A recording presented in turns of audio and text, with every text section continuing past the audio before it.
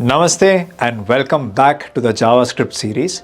Today, my dear friends, I'm going to introduce you to one of the most important concepts, not only in JavaScript but in the entire programming world, which is that of working with APIs. Now, APIs, or also known as application programming interfaces, is a fundamental concept which you should know, because 9 out of 10 whatever applications you're building will be making use of APIs. And how we work with APIs in JavaScript is by making use of the fetch function. Now, how this fetch function and APIs work together, I will explain. But first, I think it's very important that you understand how APIs actually work and what really is an API. To understand this concept of an API, let me tell you a story. Let's tell the story of a very talented developer called as Sarah. Now, Sarah, while in college, sitting in her house, got an amazing idea to develop an application of generating random cat facts. Now, you know, human beings love cats, and there are many things about cats that cat lovers probably wants to know. So what Sarah does is, using JavaScript, she creates a beautiful application which can generate cat facts, random cat facts for her. So she sits and codes the backend, she sets up the database, she creates the front end, and once all of this is done, finally she checks whether her application is working correctly by running the application on her own laptop. And her browser opens up and she sees localhost 3000 and she sees her cat app beautifully functioning. Now, localhost means the application is running on your computer. That is the meaning of localhost, right? Now, that day she goes to college and she very proudly shows off her app to all of her friends on her laptop. All of her friends uses her application and says, "Wow, Sarah, this is a great application. Good job," right? Congratulations. Now, Sarah listens to all of this, and then one of her friends asks, "Hey, today I want to go back home and I want to try this application. But this entire application is only on your computer. How will I access it?" This got Sarah thinking that correct, the application is only on my computer or localhost. How can my friend, my relatives and different people across the world access my application? That's when Sarah realizes that she has to perform an extremely crucial step in the process of development called as hosting. Hosting in hi-fi words means finding a computer other than yours, inside which you can put your application, and the specialty about this computer is it can be accessed by anybody in the world using internet, also called as a server computer. Now, Sarah doesn't have to buy this computer. All she has to do is go to one such company called as AWS or Google Cloud Provider or GCP or Microsoft Azure. Now, all these companies have already created acres and acres of land inside which they have created something called as servers. Racks and racks of computers which you can take on rent and host your application. So Sarah goes to AWS, gets herself a server, puts her application into AWS. Now, AWS provides her something called as an IP address. And let us assume this is how her IP address looked like. Now, the thing is, please try to understand, this IP address is basically like the address of our house. Like how every house has an address, and it is only if you know the address of a person's house you can reach or access their house. Similarly, every computer also has an address, which is not a physical address, which is called as an IP address, which looks like this. Now, AWS says, "Hey Sarah, take this IP address and share it with anybody in the world. If they use this IP address, they can access your application." Excitedly, Sarah goes back to her friends and says, "Guys, now from your systems, your computers, you can access my application. All you need to do is go to your URL bar and put this IP address." Now, when their friends looked at that IP address, this complicated sequence of numbers, they asked one question, "Sarah, how do I remember this?" Sarah, I access Google every day. I access Instagram every day. I access ChatGPT every day. I never use IP address, Sarah. We are used to writing English-like names. www.chatgpt.com, www.google.com. Why are you giving us one random sequence of numbers? This is not easy to remember. This is not easy to access.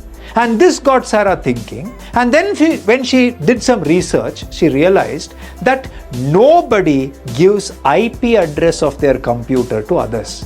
Instead, what they give is a domain name. A domain name is English words which is mapped to an IP address or points to an IP address. Hence, she goes to a website or a company like GoDaddy and sees that there is a domain available for sale called as catfax.com. She purchases this domain and makes this domain point to this IP address. So now, instead of typing the IP address, all people have to do is go and type out this domain name. Automatically, it gets converted into this IP address ultimately. This technically happens through a process called as DNS, which I'm not going to go into the depth of today. So now, successfully, Sarah has made her application publicly accessible anywhere in the world in anybody's computer by just using this domain name of www.catfax.com. She's extremely happy. She feels she's done a great job. Now what happens is, two of her friends were working on their own apps. Now they felt that somewhere in their app, if a random cat fact could be generated, it would be great. When they had this idea, they went to Sarah and told, "Hey Sarah, can you please give me your code of how you generate random cat facts? Because we also want cat facts to appear on our applications." Now this got Sarah thinking. Sarah did not want to expose her code or give her code to her friends, because this is her hard work. This is her idea. She doesn't want to give it for free to people. She doesn't want people to know how she achieved this random cat fact generator. What is her backend logic? How she connects to a database? How the data is stored? She doesn't want to reveal any of this. That made Sarah thinking that, hey, what this person wants is just a random cat fact to appear on their application.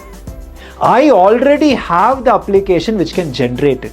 Now, how can I ensure that my application can provide a random cat fact app to this person's application without me exposing the code, without me showing how my application works? And that's when Sarah realized that there is a concept called as an application programming interface or API. All Sarah had to do was, this was the URL or domain which Sarah already had. All she had to do was create one more URL endpoint where after www.catfax.com, the person had to put a slash and say fact.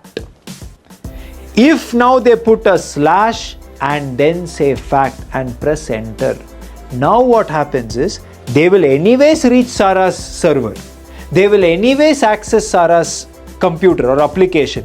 And because they put slash fact, automatically that code which is responsible to generate a cat fact app executes, fetches the random cat fact app, and only sends that fact back to the other computer. Now, two different systems which have no idea how each other work are able to interact with each other via this URL.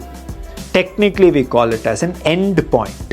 My friends, this is only the concept of an API, where a different application wants the data of a different application. But this application doesn't want to expose their code, doesn't want to expose their logic, but is ready to give the data. Sometimes for free, sometimes at a cost. I hope you're able to understand. And why don't developers want to expose their code? Let's take an example of ChatGPT. Assume this is ChatGPT server. Yes, you have ChatGPT's API endpoint, which looks like this. This is how the URL looks like. Now here, if you call ChatGPT, you can send whatever question you have. ChatGPT will give you the response. But you will never know how that code works because they spent billions of dollars in fine-tuning a large language model. Why would they for free expose their weights of the model, the training data of their model, the hyperparameters of their model, the security measures of their model? They will never expose. But still they can provide the service of giving you a response to your question using APIs. Beautiful, isn't it? Now imagine this was Google Maps. Now why will Google Maps tell you how their code works? Why will they show you their code? Because they've spent billions of dollars in finding or creating algorithms through which they can interact with satellites. They've spent billions of dollars in route optimization algorithms, traffic prediction algorithms. So Google Map is, I will not expose any of my code. I'll give you an API. You use the API, I will give you the map. That's it. No exposure of code. Take Stripe or Razorpay, payment gateways as an example. Why will they tell you what is their contract with banks? How the money movement is happening between banks? What is their risk detection models? What is their fraud detection algorithms? They will never explain any of this to you.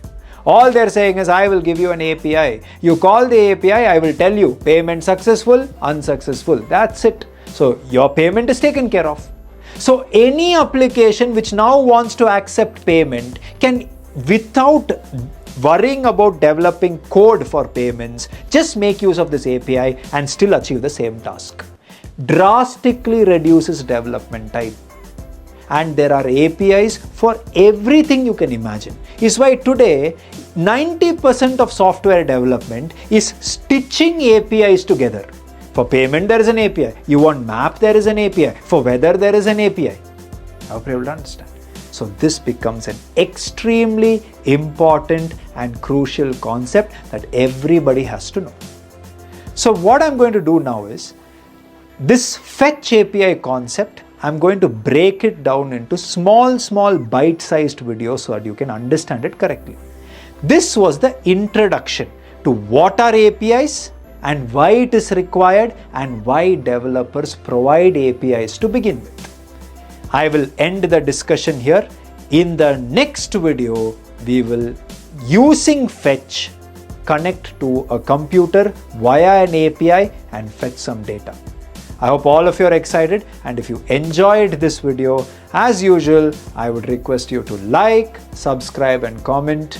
It really makes my day when I read all your comments. Take care.